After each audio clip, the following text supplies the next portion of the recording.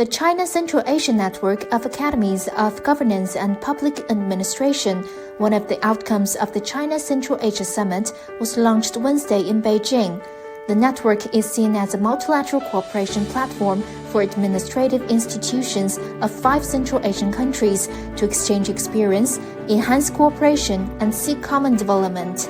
I think such a platform will develop new approaches for our academy, for the training program, for the improvement of training program, especially on the case of improvement competence and skills of our civil servants, public servants.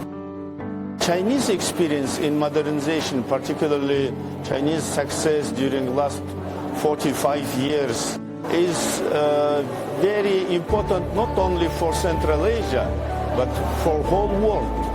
We are very keen to learn more about Chinese success in modernization. This network will give new impetus to our cooperation in the field of public servants training and education, and that's why we'll contribute to modernization of countries in general.